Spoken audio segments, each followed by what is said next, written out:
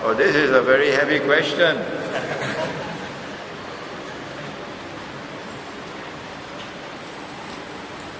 You're forcing me now to enter into Islamic eschatology. Yes. Or ilmu akhir zaman. I'm writing a book on Dajjal. But for the last year and a half, I've not written even one line. Because I'm now receiving more than 100 emails every day from all over the world. And sometimes I receive an email and it breaks my heart. It breaks my heart.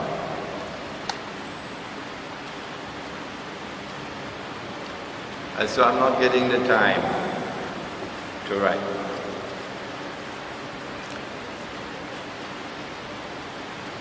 Has modern Western civilization emerged by chance? Is it an accident of history? If modern Western civilization can emerge in history by accident, then I say that a cow can also jump over the moon. Yeah. Well then, if it did not emerge by accident, what is there which can explain the emergence of this amazing civilization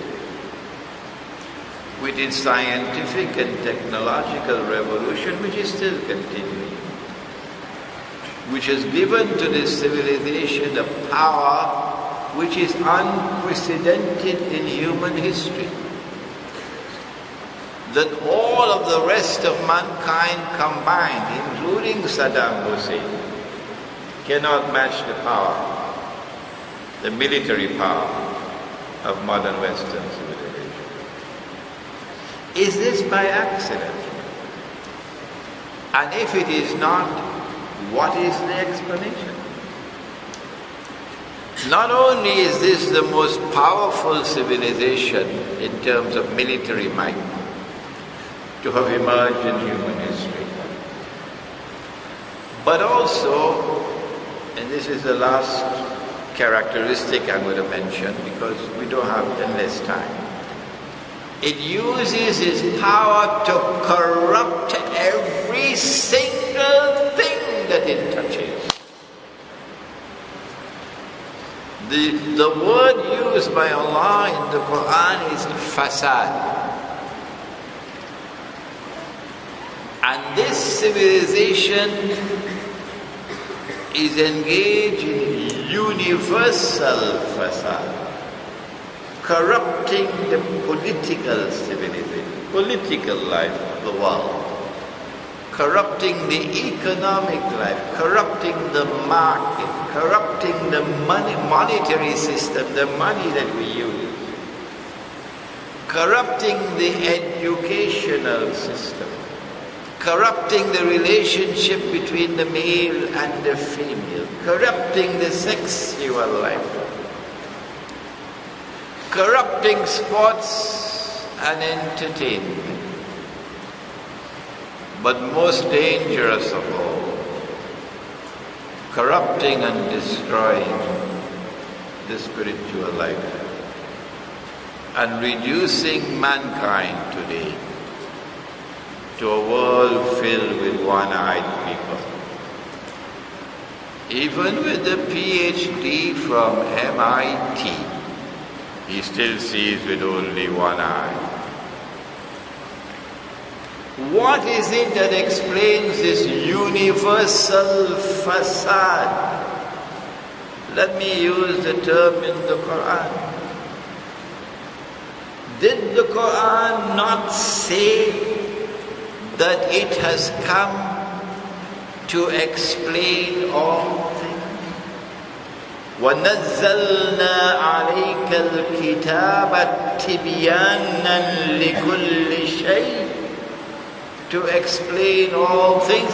What is the explanation of the universal facade? There are those who don't want to answer that question. Too loaded a question. There are those who, because of bad methodology in the study of Quran and Hadith, are incapable of answering that question correctly. But when you go to the Quran and to the Hadith, there's only one answer. إِنَّ يَأْجُوجَ وَمَأْجُوجَ مُفْسِدُونَ فِي الْأَرْضِ. إِنَّ يَأْجُوجَ وَمَأْجُوجَ مُفْسِدُونَ فِي الْأَرْضِ. The universal facade that we have in the world today is explained in the Quran. It's coming from Ya'juj and Ma'juj, Gog and Magog. Nobody teaches that subject today. Nope. I have been teaching it for 20 years. As the voice crying in the wilderness. They laughed at me for 20 years, but they're not laughing today anymore. No. Praise be to Allah. I held myself, I held my guns. I didn't back out. Laugh as much as you want. I'm not going to stop. And I wrote my book on Gog and Magog, alhamdulillah. And with Gog and Magog is Dajjal. Modern Western civilization is Dajjal's most magnificent creation. If you can't understand that, too bad for you. And Dajjal is using modern Western civilization to achieve his goal. And his goal is to rule the world from Jerusalem. And then to declare that I am Al-Masih, the Messiah. And all the one-eyed people will accept him as the Messiah. And when that is finished, he'll rub his hands and say, mission accomplished. And then Allah will send the true Messiah. But it'll be too late for Islamic scholarship at that time. That's my answer to you. Any other questions? Yes.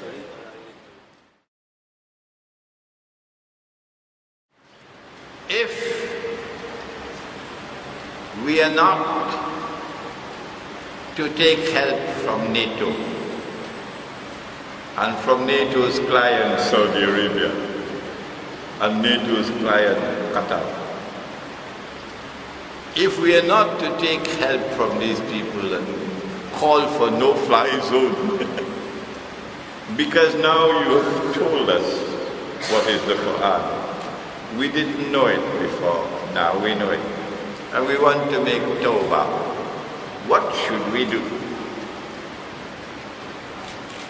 If we are to get rid of those who rule us today and who are dictators,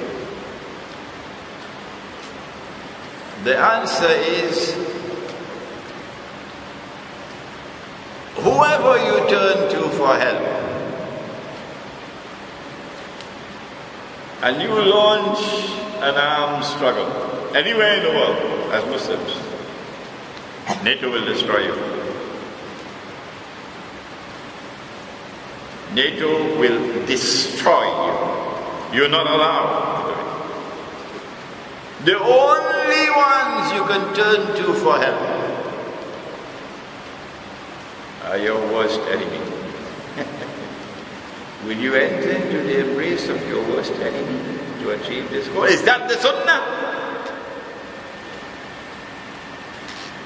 My heart is bleeding, and that's why I raise my voice, because I know what's coming for Egypt. Ikhwan doesn't know it. Morsi doesn't know it. He has an engineering degree, President of Egypt. He doesn't know it. He doesn't even understand up to now why the attack on Gaza took place. I don't know whether he understands why the 16 Egyptian policemen were killed in Ramadan. But I understand. You cannot succeed as Muslims in any armed struggle other than one, unless you go into NATO's arms and take help from NATO. And if you do that, after what I have said, I don't want to see your face, I don't want to hear your voice, stay away from me, you're not my brother. The only armed struggle that we will succeed in is the one in which there is guaranteed success, guaranteed by Nabi Muhammad alayhi salatu wasalam. Did he not say, لَتُقَاتِلُنَّ الْيَهُودِ لَتُقَاتِلُنَّ الْيَهُودِ وَلَتَقْتُلُنَّهُمْ? You're going to fight the Jews and you're going to defeat them? So you want to make alliance with them? NATO? لَتُقَاتِلُنَّ الْيَهُودِ وَلَتَقْتُلُنَّهُمْ حَتَّى يَقُولُ الْحَجَرُ. At that time even the stones will speak.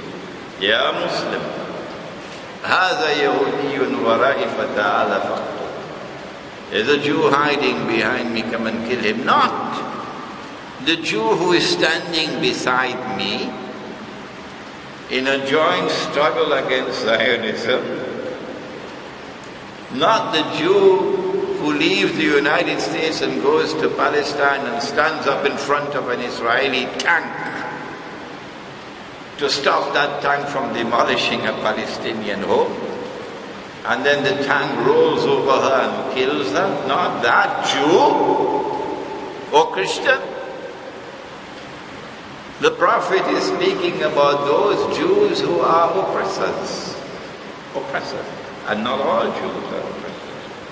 So my answer is, it is only that struggle which will succeed. If you cannot go to Khorasan yourself and join in the armed struggle, because they don't want you, because they don't know whether you are friend or spy. And they cannot have in their ranks those who don't speak their language. It would be strategically dangerous for them. So if they accept you in their ranks, alhamdulillah, you join the jihad.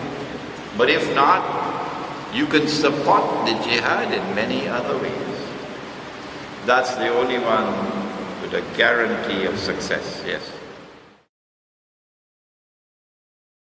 A question about fractional reserve banking and Islamic banking. Allah is Al-Razak. He is He who creates wealth, Al-Ghani. And in the Quran He says that He is Badi as-samawati wal-ard. He's not only Fatir, He's not only Khaliq. Khaliq is the one who creates. Fatir is the one who originates from point of origin. But Badi is more than that. Badi as-samawati wal-ard means He creates from nothing. Only Allah creates from nothing. Creates wealth from nothing.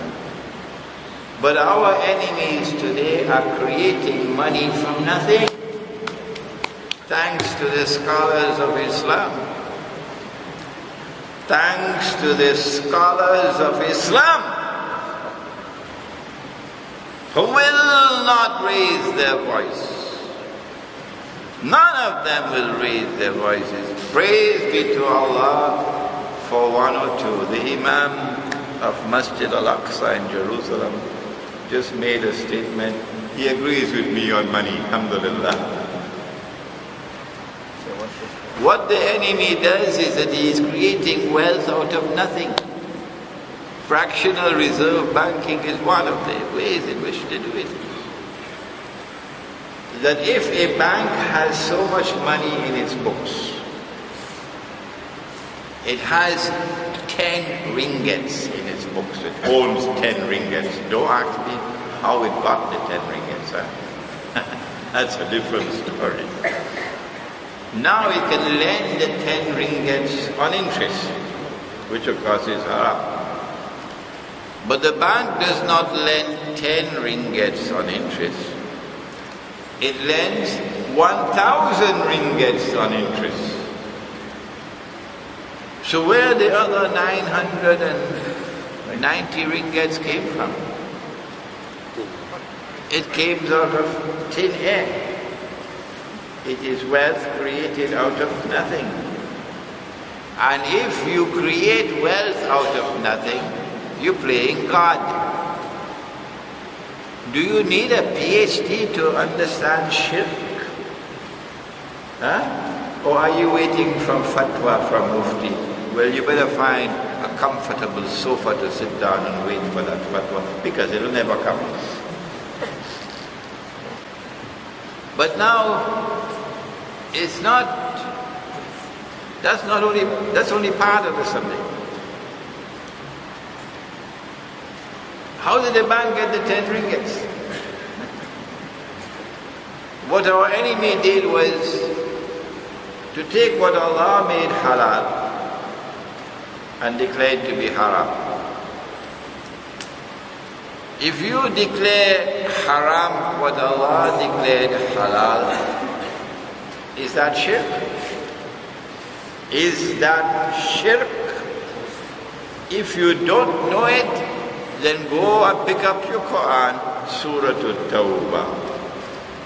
Yes, it is shirk. And that's what they did. And if you accept it and follow them in it, you are also in the shirk, the monetary system. The Articles of Agreement of the International Monetary Fund that prohibited the use of gold as money. The Quran and the Sunnah declare gold and silver halal as money. The IMF declares gold haram as money. That is shirk. There are a number of reasons why they prohibited the use of gold as money. But they have never given those reasons. And if you ask them, why have you made gold prohibited, they'll never tell you why. Never. Up to now, you'll not find any written document anywhere. 2 days ago in our conference on riba, my lecture is on the internet now. You will find where I offered some explanation why they prohibited the use of gold as money. And one of the reasons was so that they could introduce their bogus money and have their bogus money stable. If you have gold alongside the bogus money will collapse. So they started printing paper and then giving to the paper a fictitious value.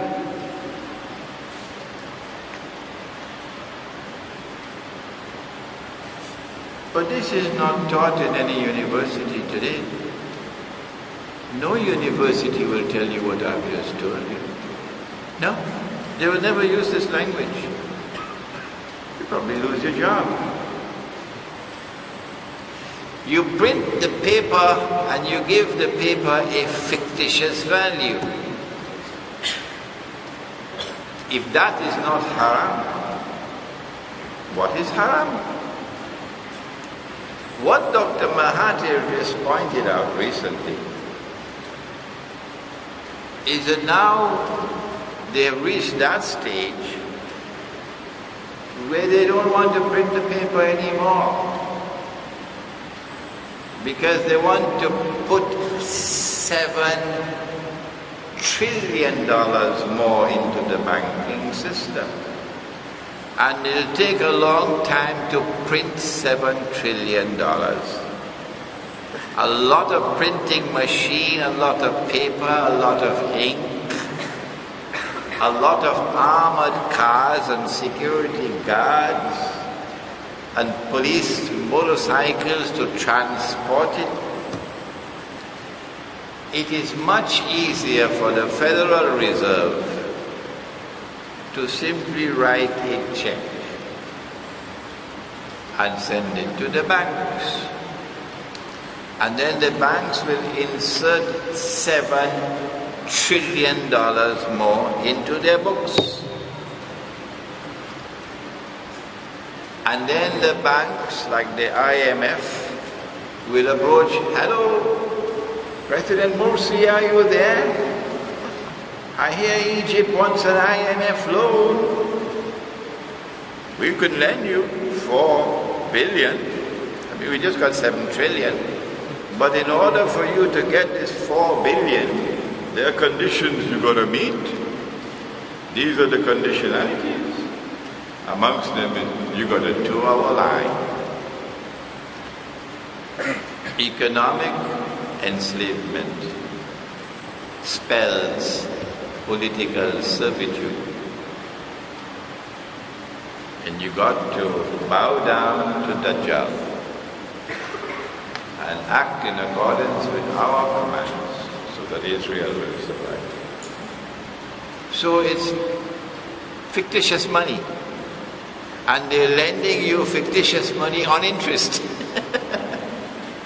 When they lend the money to you and you enter into a legal agreement to pay back, then it becomes a part of the money system. Unless they lend it to you, it simply remains in the books. But after they lend it to you and you accept the loan, and a legal obligation to repay, now it becomes money. Is Islamic banking doing anything to prevent this? Is Islamic banking even recognizing the paper and plastic and electronic money to be bogus and fraudulent and haram? Dr. Mahathir shows better understanding than the muftis.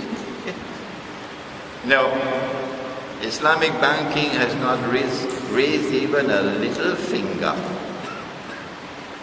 Not even a little finger to expose the monetary system as bogus and fraudulent and haram, and to call for the return of gold dinar and silver dinar. Do you think the present Turkish government is sincere or another client of Zionism?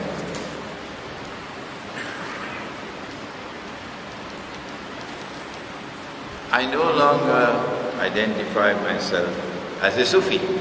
No. I've stopped that. I've said Sufism is al-Ihsan. Al-Ihsan is the highest stage of Islam. And I want to be confined to the Quran and Sunnah. If it's not in the Quran and Sunnah, I don't need it. One of the reasons why I have done that is because Turkey has powerful Sufi movements. And if you have a present Turkish government today in power, the Sufi movements in Turkey have played a strategic role. Those Sufi movements in Turkey, and these words are going to reach them, and the government which represents them today, are comfortable as members of NATO.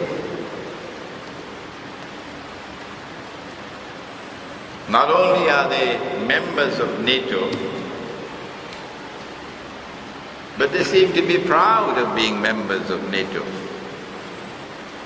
And they're acting on NATO's behalf. They did it in Libya. As soon as the Libyan government fell, The first visitors were the British and French Prime Ministers on behalf of the Zionists. Guess who was the third? The Turkish Prime Minister. Yes. So my answer to the Turkish Prime Minister, and I can speak to him because I'm older than him, show respect for age, and to the government of Turkey, which is comfortable as a member of NATO, is that based on the Quran, you have joined them and you no longer belong to us. We don't want to see your face. We don't want to hear your voice. Stay away from us. Whoever is part of NATO or supportive of NATO and of the Zionists.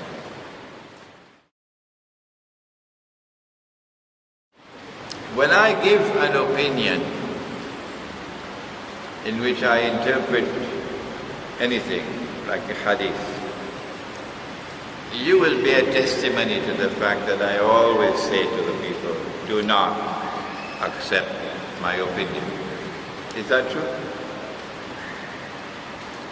I always say, do not accept my opinion unless and until you are convinced that it is correct. I can make mistakes. And if you uncritically accept everything I say, then you might perpetuate my mistake. But praise be to Allah for that student who can come and be my student, and tomorrow he can correct his teacher.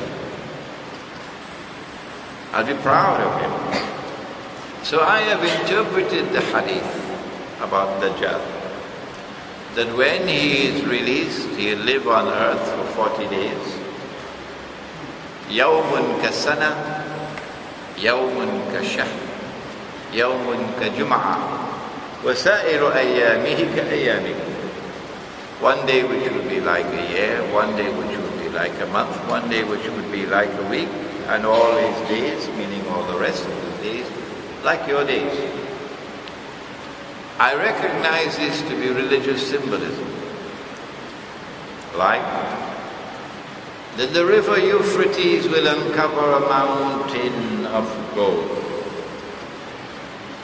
In the Riba conference, I made a presentation based on this hadith. And the world of Islamic scholarship now has only two choices. Either you hold on to the literal view that the mountain of gold is going to come out of the river,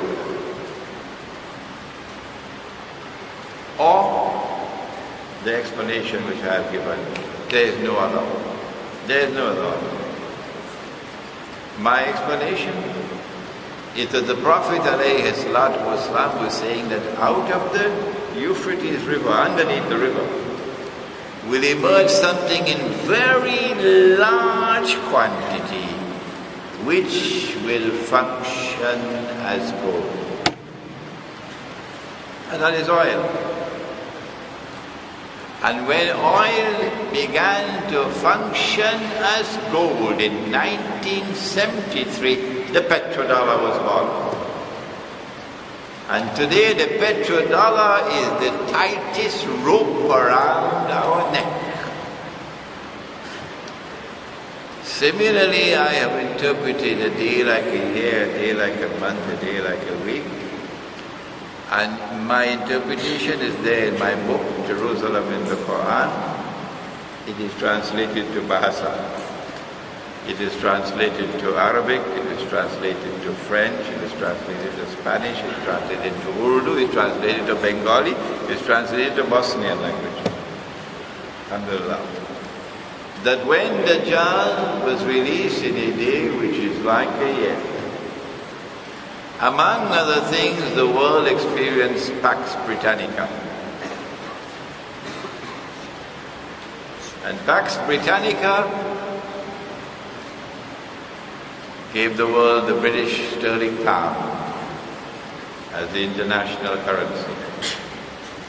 If you have studied monetary economics and you have another explanation, let me know it. And then the mysterious transformation took place from Pax Britannica to Pax Americana. And the US dollar replaced the sterling pound. And I say a day which is like a year ended and a day which is like a month replaced it. This analysis and interpretation was given about 12 years ago in my book Jerusalem and the Quran. And now we are located at that moment in time when Pax Americana is on its way out and Pax Judaica is preparing to replace it, namely Jewish rule over the world, Israel. I am not saying that I want Israel to rule the world. That's not fair. That's not what I'm saying. I don't want that to happen. I am interpreting in this way. And in order for Israel to rule the world, the US dollar will have to go, as the sterling pound had to go, as the international currency. So, for 15 years or more now, I have been anticipating the collapse of the US dollar, and that when the US dollar collapses, it will be replaced by another money. Whether it will be the Israeli shekel, or whether they're going to coin a new term like Bangkok, I don't know.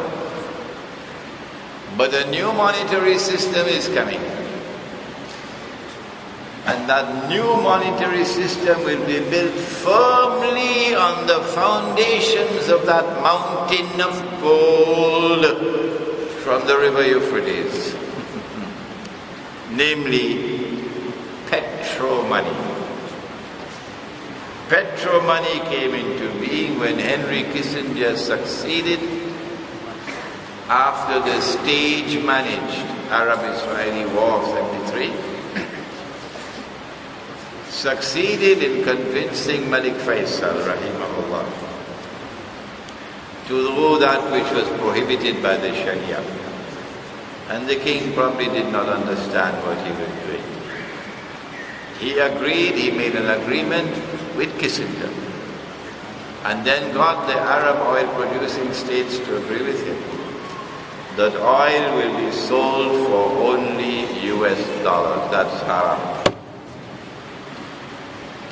It's a violation of the free market, and since the US dollar could no longer be redeemed for gold after August 1971, it's a violation of the fair market. And so the world is likely to experience a transition from the United States to Israel. The Arab Spring is there to serve that purpose. The big wars did not start before the US election. The attack on Gaza took place immediately after the US elections. But this is only the beginning. Big wars are coming. And those big wars, I believe, are going to be continuous for a number of years. And that they will culminate with the Malhama, which is the attack, the war of the big titan, the US-led alliance and the Russian-led alliance, and nuclear weapons being used. It has already collapsed. It is in a place, the hospital in Manhattan called ICU, and they're keeping it alive by a machine, life support machine. Yeah, I understand King Abdullah was also on the same machine. And anytime they pull the plug, That's it for the US dollar. Janaza. When will they pull the plug? The plug can be pulled if there's an attack on Iran, a Turkish attack on Syria, an Israeli attack on Pakistan, an Israeli attack on Iran, on Egypt, Syria, Egypt, Iran, Pakistan, these 4 flashpoints. Any one of these wars can be pulling the plug on the US dollar. Why should Muslims make an alliance with Russia? Did I ever say that Muslims should make an alliance with Russia? Did I ever say that Muslims should make, I am recommending alliance with Russia? I never said that. I never said that. I'm not recommending any alliance with Russia or with China. Oh my gosh. I said that a man named Muhammad sallallahu ta'ala alayhi wa sallam, he said, not me, he said that you will make an alliance with Rome. It's there in the hadith. And I analyzed it, if you allow me to. And I said that prior to the revelation of the Quran, Rome was in Italy. And Rome worshipped idols, pagan Roman idols. And then the Emperor Constantine became Christian, and he took Rome out of Italy. And he created the city of Constantinople. It was named after him. And so when the Quran was revealed, and Allah says, غُلِبَتِ الرُّومُ, Allah is not speaking about a city in Italy. He's talking about the Byzantine Christian Empire, which had its headquarters in Constantinople. That is Rome in the Quran. When Sultan Muhammad al-Fatih conquered Constantinople, then he said, I am now Rome. This is Rome. But the Eastern European Christians did not accept that. No. And they then transferred Rome to Moscow. And so they recognize Rome today to be Moscow. They recognize it. It's their Rome. So when the Prophet ﷺ said, you will make an alliance with Rome, I am interpreting that to be a Muslim alliance with Russia and other allies of Russia. That alliance is already coming into being. Pakistan is now moving in that direction, whether you like it or whether you don't. That's your business. I'm not concerned with your views. Pakistan is now moving in the direction of Russia. Ask any Pakistani here, he'll tell you what changes have taken in Pakistani foreign policy. Iran is firmly moving in that direction, an alliance with Russia. Syria is already in an alliance with Russia, which is why Syria is under attack. Russia has a naval base in Syria. And when NATO takes over Syria, goodbye to Russia. Goodbye to Russia is good news for Israel. Good news for Israel. So yes, I understand your concern that Imran Hosein should be recommending an alliance with Russia. But I've not done that. I am simply interpreting the hadith. And whenever I give an interpretation, I always say, don't accept it. The attack on Gaza. It came after the US elections. Not before, that's not by accident. My opinion, and I can be wrong, my opinion is that Israel, in order to prepare the way for Dajjal to roll over the Holy Land, has to cleanse the Holy Land, cleanse it of Arabs. The easiest part of the Holy Land to be cleansed of Arabs is Gaza.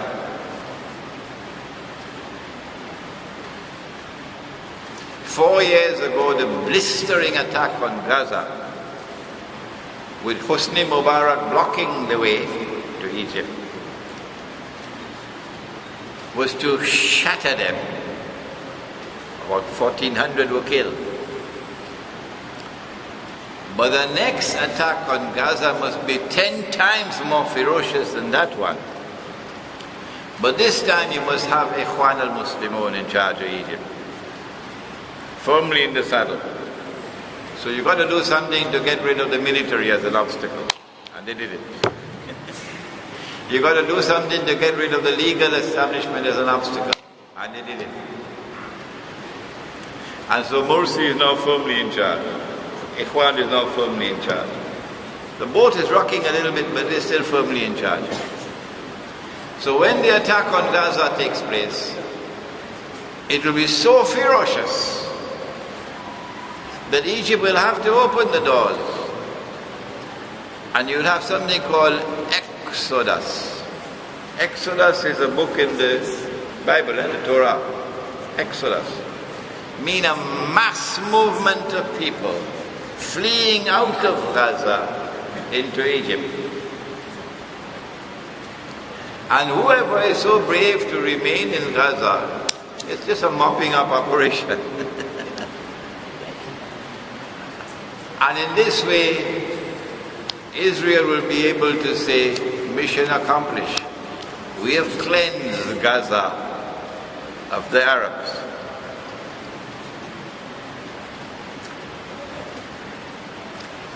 But there's also another agenda. I don't know which one comes first, or which will take priority over the other. And that is that because somebody rewrote the Torah, to put into the Torah that Al-Ardul Muqaddasa, the Holy Land, extends from the river of Egypt, which is the river Nile, to the river Euphrates, the Furat. This is Al-Ardul Muqaddasa. Of course it's a lie. Of course it's false. But that's what they did. So if Dajjal is to rule over the Holy Land, the implication is that Israel will have to extend its territorial frontiers to take back Sinai and also to take physical control of the eastern delta from the river Egypt to the Red Sea, from the river Nile to the Red Sea. You need therefore to prepare the way for a big war with Egypt. And preparing the way for a big war with Egypt is getting rid of your favorite son, Hosni Mubarak, who served you for long enough, and putting Ikhwan in charge.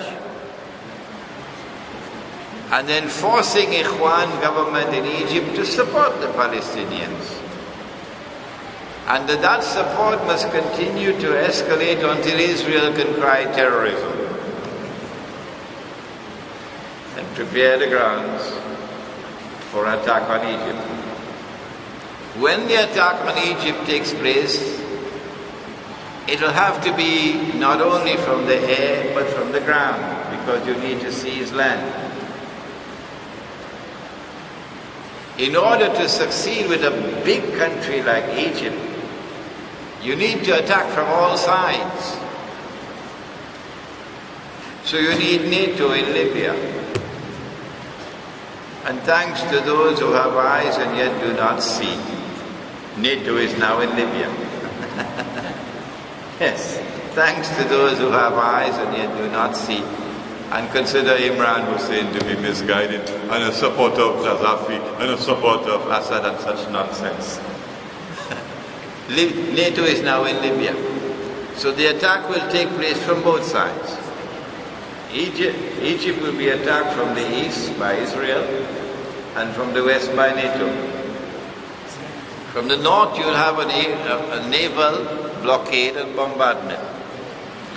And they're fishing in the south with Sudan, South Sudan, to be able to attack, make an attack from the south as well. Ethiopia and South Sudan are both clients of Israel today. Ethiopia and South Sudan are both clients of Israel today. The only thing that's standing in the way is Sudan. That's all. If they succeed in destabilizing Sudan, and that is a possibility, then Egypt would be surrounded from all sides. And so the attack on Gaza, I believe, has to be analyzed from the perspective of that grand design of what are the ultimate objectives. You've been a wonderful audience with me. I know we still have questions there, but we have to call it a day. Inshallah, we hope and pray that you'll find the time to listen to my lecture that I gave in the Riba conference, which is on YouTube, which will help you to understand more about the monetary system. ربنا تقبل منا إنك أنت السميع العليم وتب علينا يا مولانا إنك أنت التواب الرحيم برحمتك يا أرحم الراحمين. إلهي لست للفردوس أعلى ولا أقوى على نار الجحيم. الله فهب لي التوبة واغفر ذنوبي فإنك غافر الذنب العظيم. إلهي لست للفردوس أعلى ولا أقوى على نار الجحيم. الله فهب لي توبة واغفر ذنوبي فإنك غافر